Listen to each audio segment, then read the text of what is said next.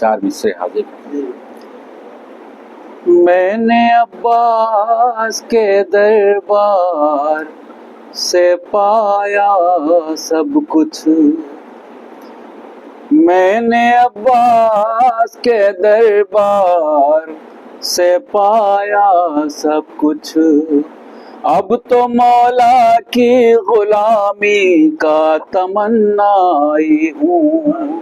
ماں نے بچپن میں سنائے ہیں وفا کے قصے، اس لیے حضرت عباس کا شیدائی ہوں۔ ماں نے بچپن میں سنائے ہیں وفا کے قصے، اس لیے حضرت عباس کا شیدائی ہوں۔ آخری 4 مصرے اور حاضر کرتا ہوں، سنت فرمائیں۔ باب علی کی سمت جو میرا سفر ہوا،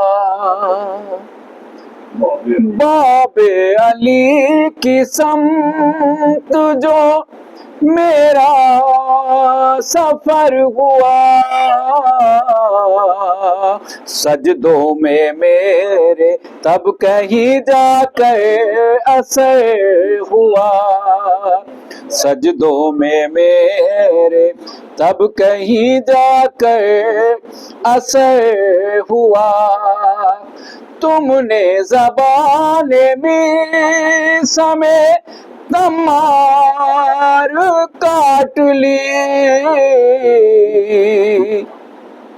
تم نے زبان میں سمے تمار کاٹ لی، ذکر علی پا پھر بھی نہ کوئی اثر ہوا، ذکر علی پا پھر بھی نہ کوئی اثر ہوا۔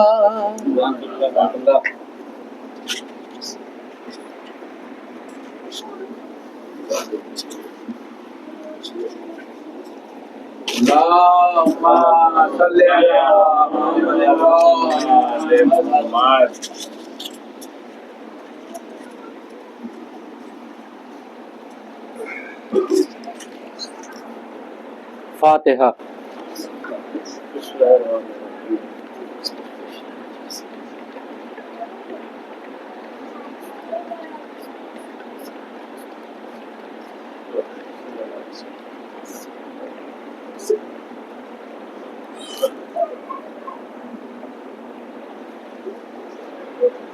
اعوذ باللہ السمیع العلیم من الشیطان اللعین الرجیم، بسم اللہ الرحمن الرحیم، الحمدللہ رب العالمین، والصلاة والسلام علی واشرف الانبیاء مرسلین ناب القاسم محمد، اللہم صلی علی محمد وآل محمد وآلہ الطیبین الطاہرین المعصومین المظلومین، وإلی لعنۃ اللہ علی اعدائہم اجمعین۔ بسم اللہ الرحمن الرحیم، حسین منی و انا من الحسین، صلوات پڑھیں محمد علیہ۔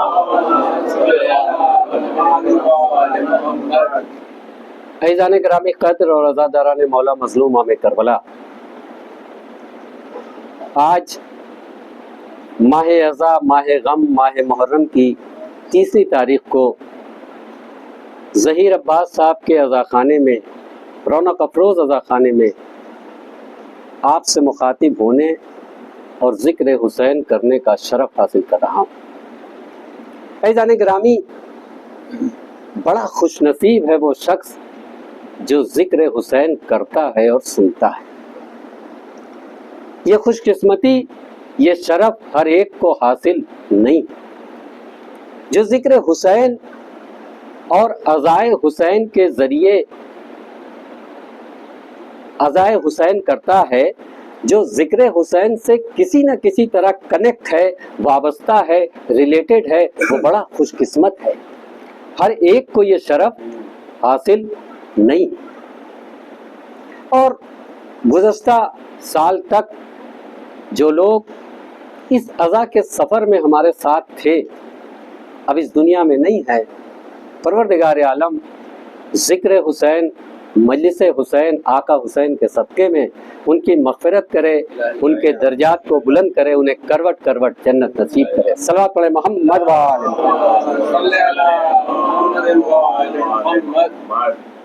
اور قابل ذکر ہیں اس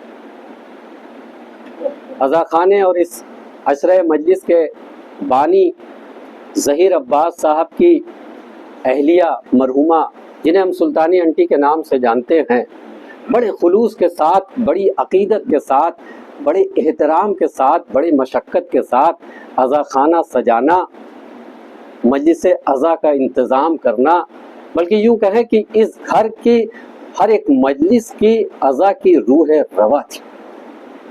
آج وہ اس دنیا میں نہیں ہے، پروردگار عالم اس ذکر حسین اور فرش عزا کے صدقے میں ان کی مغفرت کرے، درجات کو بلند کرے۔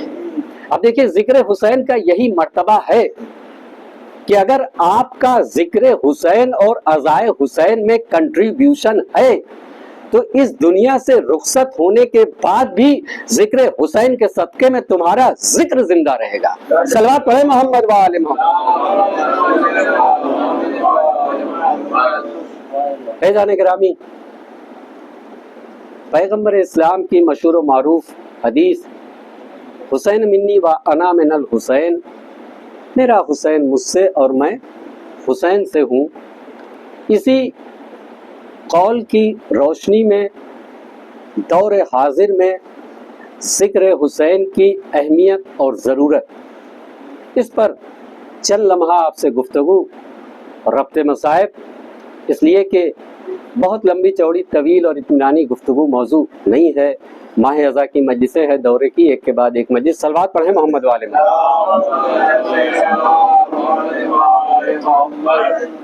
عزیزان گرامی، ہر دور میں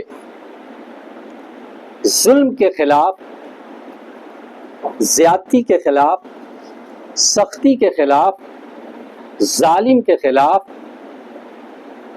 ناانصافی کے خلاف، ہر دور میں اگر کوئی ڈٹا ہے، کوئی کھڑا ہوا ہے، کسی نے ظلم اور ظالم کو پست کیا ہے، نیست نابود کیا ہے، عدل اور انصاف قائم کیا ہے یا بحال کیا ہے، زیادتی اور سختی سے لوگوں کو نجات دلائی ہے، حق کی اور مظلومیت کی پیروی کی ہے، تو وہ نبی کا گھرانہ ہے، وہ آل محمد ہیں، اہل بیت اطہار ہیں۔ اپنے اپنے وقت میں ہر امام نے اور معصوم نے اور ان کے حقیقی چاہنے والوں نے، ان سے محبت کرنے والوں نے، ان کے حقیقی غلاموں نے، حتیٰ کہ جان چلی گئی، جان و مال قربان کر دیا، لیکن ظالم اور ظلم کے سامنے سرنڈر نہیں ہوئے، سر کٹا دیا لیکن سر جھکایا نہیں۔ صلوات پڑھے محمد وآل محمد۔ اور اس کے بعد کربلا کا مرحلہ ہے۔ یہ جو مارکہ کربلا ہے، یہ ایک ایسا واقعہ ہے، ایک ایسا مارکہ ہے کہ کربلا سے پہلے اور کربلا کے بعد قیامت تک نہ ایسی قربانی دنیا نے دیکھی، نہ ایسی شہادت دیکھی اور نہ دیکھے گی۔ اور اس عظیم ترین شہادت قربانی کا نتیجہ یہ ہے کہ کربلا کے بعد سے ذکر حسین اور عزائے حسین ایک سمبل بن گئی کہ جہاں ذکر حسین ہوا، کربلا کے بعد سے ظالم اور ظلم کی روح کانپنے لگتی ہے۔ ظالم اور ظلم چاہے کسی دور کا ہو، وہ کسی ملک کی فوج سے نہیں ڈرتا، بلکہ ذکر حسین سے خوف کھاتا ہے۔ اس لیے کہ پروردگار عالم نے ذکر حسین کو وہ تاثیر بخشی کہ جب ذکر حسین ہوتا ہے تو ظالم کو گھبراہٹ ہوتی ہے، ظالم پریشان ہو جاتا ہے۔ ذکر حسین سے ہر دور کے ظالم اور ظلم کے چہرے سے نقاب ہٹتا ہے۔ ذکر حسین کے ذریعے ظالم اور ظلم سرے عام رسوا ہوتا ہے، پست ہوتا ہے۔ وہیں دوسری طرف چاہے کسی بھی مسلک کا ہو، کسی قوم کا ہو، اگر مظلوم ہے تو ہر دور میں اسے ذکر حسین سے تقویت ملتی ہے، ذکر حسین سے قوت ملتی ہے، طاقت ملتی ہے، حوصلہ ملتا ہے، وہ انسپائر ہوتا ہے، پریرنا ملتی ہے۔ صلوات پڑھیں محمد والے محمد۔ علی والے بغیر دلیل کے کوئی بات کرتے نہیں، چونکہ بات صرف خطابت تک نہ رہ جائے۔ کربلا کے بعد سے اس پوری دنیا میں جتنے بھی انقلاب آئے، جتنے بھی ریولوشن ہوئے، جتنی بھی کرانتی ہوئی، جو ان کے قائد تھے، رہبر تھے، رہنما تھے، لیڈر تھے، وہ کسی ملک کے باشندے ہوں، کسی مذہب، کسی دھرم کے ہوں، کسی نسل، کسی قبیلے کے ہوں، اگڑے ہوں، پچھڑے ہوں، کسی ذات، کسی برادری کے ہوں، ایسا تھا ہی نہیں کہ وہ کربلا سے، ذکر حسین سے، امام حسین سے متاثر نہ رہے۔ بہت توجہ عزیزان اکرامی، ذکر حسین کو پروردگار نے وہ تاثیر بخشی۔ دو مثالیں، بہت ہلکے سے اشارے کے ساتھ اپنی منزل تک پہنچنا ہے، گفتگو طویل نہ ہو جائے۔ ہمارے ملک کی جنگ آزادی، انگریزوں کی حکومت تھی، ظلم تھا، زیادتی تھی، سختی تھی، تو جو سب سے بڑے قائد تھے، رہبر تھے، رہنما تھے، لیڈر تھے، مہاتما گاندھی، انہوں نے قیادت کی ایک منظم طریقے سے، اور اس کے بعد ملک کو آزاد کرایا۔ ملک میں ہماری حکومت نافذ ہوئی، ہمارا اپنا کنسٹیٹیوشن، ہمارا اپنا آئین، دنیا کے بڑے انقلاب والوں میں ان کا شمار ہوتا ہے۔ اور مہاتما گاندھی کہتے ہیں کہ اگر امام حسین کے جیسے 72 ساتھی مجھے مل گئے ہوتے تو میں کچھ گھنٹوں میں ملک کو آزاد کرا دیتا۔ صلوات پڑھیں محمد وآل محمد۔ اس کا مطلب یہ ہے کہ صرف حضرت امام حسین علیہ السلام نہیں، بلکہ وہ جو 72 نایاب نگینے ہیں، ان کا ذکر بھی قیامت تک زندہ رہے گا۔ اور دوسری طرف ساؤتھ افریقہ، دکشن افریقہ، جنوبی افریقہ، بڑا ظلم تھا، بڑی زیادتی تھی۔ مطلب جو کالے لوگ تھے، انگریزوں کی حکومت تھی، ان کو دوہری سٹیزن شپ تھی، دوہری ناگرکتا تھی، وہ ان کو ووٹنگ کے رائٹس نہیں تھے، ان کو کھانا اچھا نہیں ملتا تھا، رہائش خراب تھی، بدترین حال تھے، ظلم، زیادتی، سختی کی انتہا تھی۔ پروردگار عالم نے ان کے بیچ ایک قائد پیدا کیا، جیسا انجینئر صاحب نے کہا ابھی، نیلسن منڈیلا۔ اور نیلسن منڈیلا نے قیادت شروع کی اور ظلم، زیادتی اور سختی کے خلاف لڑنا شروع کیا۔ اور وہ جب لیڈرشپ اسٹیبلش ہو گئی تو وہاں کی ظالم حکومت کو یہ لگا کہ یہ تو بدل دے گا، تو جو حکومتوں کی عادت ہوتی ہے، نیلسن منڈیلا کو 20 سے زیادہ، تقریباً 25 سال کی سزا سنا دی گئی اور جیل میں چلے گئے۔ اور یہ نہیں کہ جیل میں وہ کسی پولیٹیکل پریزن کی طرح تھے، پریزنر کی طرح، بلکہ زیادتی تھی، سختی تھی، ظلم کی انتہا تھی، تاکہ نیلسن منڈیلا ٹوٹ کر بکھر جائے۔ جب قیادت ہی نہ رہے گی تو سارا انقلاب ختم ہو جائے گا۔ وہ لکھتے ہیں کہ تقریباً 20 سال یا اس سے زیادہ تک وہ ظلم، زیادتی اور سختی برداشت کرتے رہے۔ 20 ایئرس کم نہیں ہوتے۔ لیکن ایک دن عاجز آ گئے، انہیں لگا کہ ہمیں سرکار کے سامنے سرنڈر کر دینا چاہیے، سمرپن کر دینا چاہیے، اب برداشت نہیں ہوتا، ہم سرنڈر کر دیں گے، یہ زیادتی ختم کر دیں گے، سختی ختم کر دیں گے، ظلم ختم کر دیں گے۔ لیکن انہوں نے بتایا، وہ لکھتے ہیں کہ اسی رات مجھے کربلا اور امام حسین کی یاد آ گئی۔ یہ سب رائٹنگ ڈاکومنٹس ہے، کوئی سنی سنائی باتیں نہیں۔ اسی رات مجھے کربلا اور امام حسین کی یاد آ گئی۔ اس ذکر نے مجھے وہ طاقت بخشی، وہ قوت دیا، وہ پریرنا دیا کہ جب وہ 3 دن کا بھوکا پیاسا مجاہد پیچھے نہیں ہٹا تو میں اپنے انقلاب سے کیسے پیچھے ہٹ جاؤں۔ صلوات پڑھیں محمد وآل محمد۔ اس کا مطلب یہ ہے کہ ذکر حسین نے، امام حسین نے ایک بہت بڑے قائد لیڈر کو اور ایک انقلاب کو ٹوٹ کر بکھرنے سے بچا لیا۔ اس کے بعد اسی ساؤتھ افریقہ میں جہاں کالے لوگوں پر ظلم تھا، وہ وہاں کے پریزیڈنٹ بھی ہوئے، نوبل پرائز بھی ملا، اور ابھی بھی خبریں آتی رہتی ہیں ان کا بیٹا یا پوتا اکثر کربلا کی زیارت پہ جاتا ہے۔ صلوات پڑھیں محمد وآل محمد۔ تو عزیزان گرامی، یہ ہے ذکر حسین اور ذکر حسین کی اہمیت۔ دور حاضر میں بڑے خراب حالات ہیں دنیا کے، ہر طرف افراتفری ہے، ظلم، زیادتی اور سختی کی انتہا ہے، منمانی ہے، بڑی طبیعت پریشان ہو جاتی ہے، اکثر جنگ ہوتی ہے، اور یہ ہوتا ہے کہ کہیں تیسری ورلڈ وار نہ ہو جائے، کیا ہو جائے۔ تو ہوتا کیا ہے، ہمیں انتظار رہتا ہے، اور بے شک ہمارا وقت کا امام آخری محمد آئے گا، صلوات پڑھیں محمد وآل محمد، اور عدل اور انصاف کی حکومت قائم کرے گا، مظلوموں کو جینے کا حق ہوگا اور ظلم اور زیادتی ختم ہوگی۔ صلوات پڑھیں محمد وآل محمد۔ لیکن ہمارے وقت کے امام کے ظہور ہونے تک یہ جو دنیا ہے، اس میں جو ولایت اور حسینیت کے حقیقی ماننے والے ہیں، جو ولایت اور حسینیت کے حقیقی پیروکار ہیں، وہ اس ظلم کے خلاف جم کر لڑ رہے ہیں۔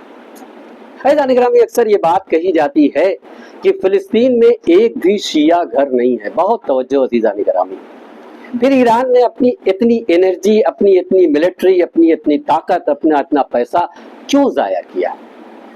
تو کیا اگر ہمارا وقت کا امام ہوتا اور دنیا میں کہیں ظلم ہوتی، زیادتی ہوتی، تو اپنی آنکھوں کو مول لیتا؟ اگر حسینیت کا اور علی کی ولایت کا حقیقی پیروکار ہے تو چاہے کسی نسل کا، قبیلے کا، مذہب کا، دھرم کا، کہیں کا بھی مظلوم ہوگا، اس کی مدد ضرور کرے گا۔ اور اسی مدد کی وجہ سے پوری دنیا، اسرائیل اور امریکہ ایران کا دشمن ہے۔ عزیزان گرامی، آپ دیکھیے کہ اس پوری کائنات میں ایک 86 سال کا بزرگ نوجوان ہے جس پر پوری کائنات کے مظلوموں کو بھروسہ ہے۔ ایک ذات ایسی ہے جس کے ایک قدم اور ایک لفظ سے دنیا تھراتی ہے۔ بہت توجہ عزیزان گرامی۔ اور ایک بڑا پروپیگنڈا یہ کیا گیا کہ وہاں کی جو عوام ہے وہ حکومت سے عاجز ہے، اور اب انقلاب دھیرے دھیرے اپنا اثر ختم کرنے لگا ہے، 40 سال سے زیادہ ہو گیا ہے، اور وہاں جو لوگ اپنے حقوق کے لیے ڈیمانسٹریشن کرنا چاہتے ہیں ان کو دبایا جاتا ہے۔ اس کو پروپیگنڈا بھی کیا گیا، اور یہ کوشش بھی تھی کہ شاید سچ ایسا ہے اور ہم اٹیک کریں گے تو عوام مخالف ہو جائے گی، لیکن ہوا اس کے برعکس۔ پتہ یہ لگا کہ ڈیورنگ جنگ جمعے کے دن پوری عوام سڑک پر تھی اور اپنے قائد، اپنے رہنما کے حق میں کھڑی تھی کہ آپ نے جو فیصلہ لیا ایک دم صحیح فیصلہ لیا۔ ابھی کل وہ جو کمانڈرز مارے گئے تھے ان کی تدفین ہوئی۔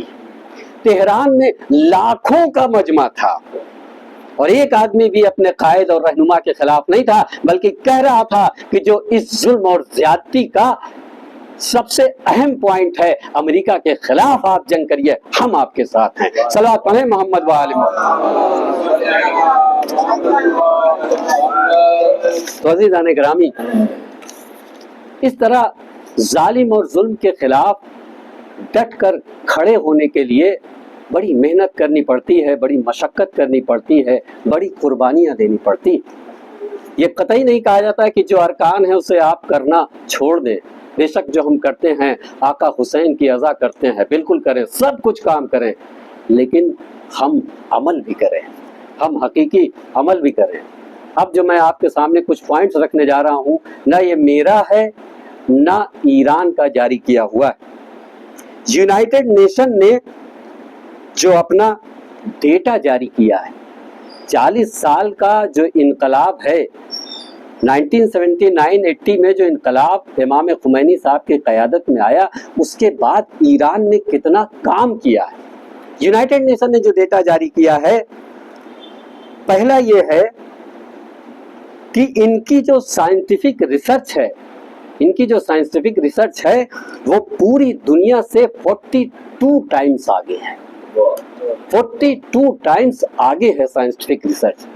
نمبر 2، نیوکلیئر ٹیکنالوجی میں ٹاپ 10 کنٹریز میں ہے، ٹاپ 10 کنٹریز میں، جس میں بڑے بڑے چودھری ہیں، اس ٹاپ 10 کنٹریز میں ہے۔ نمبر 3، بائیو ٹیکنالوجی میں ٹاپ 10 کنٹریز میں ہے۔ نمبر 4، نینو ٹیکنالوجی میں ٹاپ 10 کنٹریز میں ہے۔ ملٹری ٹیکنالوجی میں اس لیول پر پہنچا ہے کہ اس کی بیلسٹک میزائل روس خرید رہا ہے، رشیا جیسا ترقی یافتہ ملک اس کو خرید رہا ہے، اور لٹریسی ہے 90%۔ بس اسی بات کی تو تکلیف ہے کہ علم میں، ٹیکنالوجی میں تم ہماری مدد نہیں مانگتے، ہم سے مشورہ نہیں کرتے، تم علم میں، ٹیکنالوجی میں کیسے سیلف ڈیپینڈ ہو؟ اور اگر ہم مدینۃ العلم اور باب مدینۃ العلم کو ماننے والے ہیں تو ہمیں علم میں، ٹیکنالوجی میں سیلف ڈیپینڈ ہونا پڑے گا۔ پروردگار ہمیں توفیق عطا کرے، کروڑوں کی تعداد میں ہم یہاں رہتے ہیں، ہم بھی علم میں، ٹیکنالوجی میں ایک دم اوپر پہنچ جائیں، کوئی ہمارا ثانی نہ ہو۔ صلوات پڑھیں محمد وآل محمد۔ علم اور ٹیکنالوجی میں ہمارا بھی کوئی ثانی نہ ہو۔ نگرامی، مجھے کہنے میں کوئی گریز نہیں ہے، ہمارے سامنے ہلور کی 3 شخصیت موجود ہیں، درد بھائی ہیں، ریاض بھائی ہیں، انجینئر صاحب ہیں۔ میں آپ کے وطن گیا تھا TMT کے پروگرام میں، ایک قصبہ ہے، صرف قصبہ، اور آپ کہہ سکتے ہیں کہ علم کا، ترقی کا، کامیابی کا، بلندی کا گہوارہ ہے۔ آج بھی لوگوں نے اپنے وطن سے رابطہ بھی نہیں چھوڑا ہے، اور علم کا گہوارہ ہے۔ ڈاکٹرز بھی ہیں، انجینئرز بھی ہیں، ٹیچرز بھی ہیں، کوئی ایسا شعبہ نہیں ہے جہاں آپ کا دخل نہیں ہے، اور سب کے سب دین اور مذہب سے جڑے ہیں۔ خدا کرے جیسا کامیاب، ترقی یافتہ ہلور ہے، ویسے پورے ملک میں ہم کامیاب ہو جائے، علم کا گہوارہ ہو جائے۔ صلوات پڑھیں محمد وآل محمد۔ ایک مرتبہ مل جل کے صلوات پڑھیں۔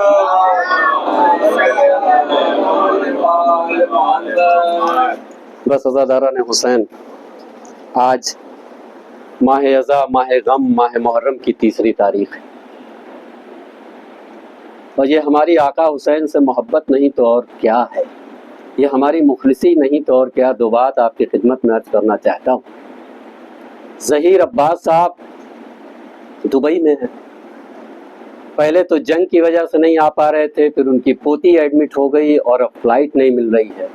یہ ہماری آقا سے محبت نہیں تو اور کیا ہے کہ کوئی اور پروگرام ہوتا تو ہوتا، نہیں ہے، ہم بھی نہیں ہیں، ہر سال ہوتا کہ نہیں ہوگا۔ اس قدر وہاں سے پریشان، کبھی مولانا صاحب کو وائس میسج کرتے، کبھی ہم کو وائس میسج کرتے کہ ہم رہیں نہ رہیں، حسین کی اذان نہیں رکنی چاہیے۔ اور کیسے کیسے مولا کے مخلص بندے ہم سے پرسنلی، ذاتی طور پہ اسد بھائی نے اکیلے میں کہا کہ تنویر بھائی دیکھیے، ظہیر صاحب نہیں ہے، یہ ہماری ذمہ داری ہے، کوئی کمی نہیں ہونا چاہیے، ہم وقت سے پہنچیں گے اور آخر تک رہیں گے، ایسے حسین کے چاہنے والے ہو۔ ہاں عزاداران حسین، یوں تو ساری شہادتیں روز عاشورہ ہوئی ہے، لیکن علماء کرام نے، ہمارے بزرگوں نے عزاداری کو ایک ترتیب دینے کے لیے ہر دن کو کسی نہ کسی سے منسوب کر دیا ہے۔ آج ماہ ازاں کی 3 تاریخ ہے، اور آج ہم حبیب ابن مظاہر کا ذکر کرتے ہیں۔ عزاداران حسین، کون حبیب ابن مظاہر؟ حبیب ابن مظاہر کا بڑا مرتبہ ہے۔ حبیب ابن مظاہر باقی لوگوں سے الگ ہیں، جدا ہیں۔ جو لوگ کربلا معلیٰ گئے ہیں انہوں نے دیکھا ہے، جو ہم جیسے بد نصیب نہیں گئے ہیں، پروردگار ان کو زیارت نصیب کرے۔ گنج شہیدہ میں سب کی قبر، لیکن حسین کے دوست کی قبر الگ ہے۔ عزاداران حسین، حبیب حسین کا حبیب ہے، حبیب حسین کا دوست ہے، حبیب وہ ہے جو حسین کے ساتھ بچپن میں کھیلا ہے۔ جناب حبیب ابن مظاہر، حبیب کا وہ مرتبہ ہے کہ وہی حسین جو دوسرے لوگوں سے کہہ رہے ہیں کہ چلے جاؤ واپس، تم واپس چلے جاؤ، وہ حبیب کو خط لکھ کر بلا رہے ہیں۔ اور خط کیا لکھتے ہیں؟ وقت کا امام کیا لکھتا ہے؟ فقیہ کوفہ۔ خط کی شروعات ایسا ہی کرتے ہیں، فقیہ کوفہ حبیب ابن مظاہر، اور اپنے دوست کو لکھا کہ میں ظالموں کے نرغے میں گر چکا ہوں، میں کربلا میں ہوں، کوفہ سے دور ہوں، جلد از جلد میرے پاس آ جاؤ۔ قاصد نے امام حسین کا خط لیا اور قاصد میسنجر پتر واہک بڑھا۔ کوفے کے حال بڑے عجیب و غریب تھے، پورے کوفے میں کرفی جیسے حالات تھے، ناکہ بندی تھی، باہر کا آدمی اندر نہیں جا سکتا تھا، اندر کا آدمی باہر نہیں جا سکتا تھا۔ چھپتے چھپاتے کسی صورت سے قاصد حبیب ابن مظاہر کے گھر پہنچا، پتہ لگا حبیب بازار میں گئے ہیں، بازار میں دکان پر ملاقات ہوئی، کان میں دھیرے سے کہا میں حسین کا قاصد ہوں، آپ کے لیے خط لایا۔ بس ہاتھ پکڑا، گوشے میں لے گئے اور اس نے اپنے صافے میں سے خط نکالا، پڑھا کہ حبیب میں ظالموں کے نرغے میں گر چکا ہوں، میں کربلا میں ہوں، کوفہ سے دور ہوں، جلد از جلد آ جاؤ۔ فوراً قاصد سے کہا گھر پہنچو۔ حالات خراب تھے اس لیے ایک ساتھ نہیں گئے، الگ الگ گئے۔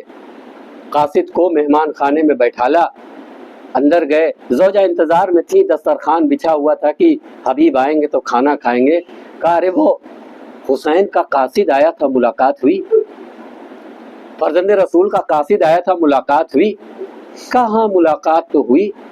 اب زوجہ پریشان ہوئی کہ حسین کا پیغام آنے پر حبیب خوش ہو جاتے تھے۔ کہا کہ یہ کیا بات ہے کہ آپ کی پیشانی پہ بل ہے، آپ پریشان سے دکھتے، آپ فکر مند دکھتے ہیں۔ کہاں اس میں لکھا ہے کہ میں ظالموں کے نرغے میں گر چکا ہوں، کربلا میں ہوں، دور ہوں، کوفے سے جلد از جلد آ جاؤ۔ تو زوجہ نے کہا تو پھر؟ کا سوچتا ہوں کہ جاؤں کہ نہ جاؤں، ہماری جانیں قربان ہو جائے۔